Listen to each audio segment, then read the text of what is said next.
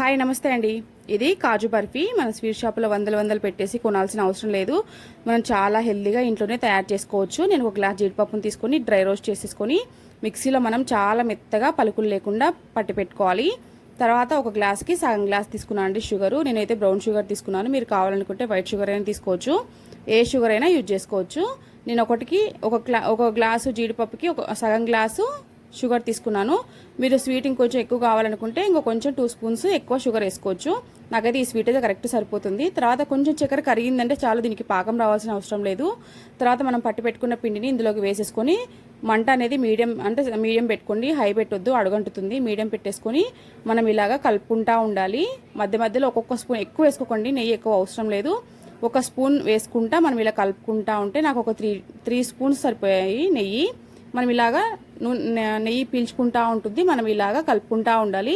ఎప్పుడైతే మనకి పిండి అనేది మనం కలుపుకున్నది ప్యాన్ నుంచి విడిగా వస్తుందో అప్పుడు నెయ్యి అవసరం లేదు. నెయ్యి తక్కువనే పడుతుందండి, ఒక 3 స్పూన్స్ అయితే సరిపోతుంది.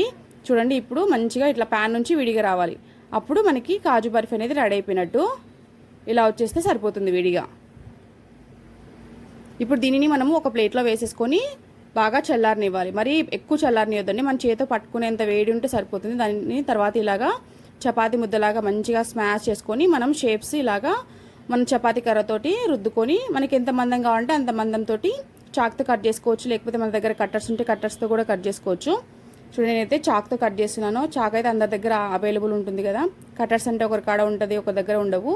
మనం ఇలాగ చాక్తో అయినా కట్ చేసేసుకోవచ్చు షేప్స్. మీకు ఎలాంటి షేప్ కావాలంటే అలాంటి షేప్, డైమండ్ కానీ కట్ చేసుకోవచ్చు వీటితోటి.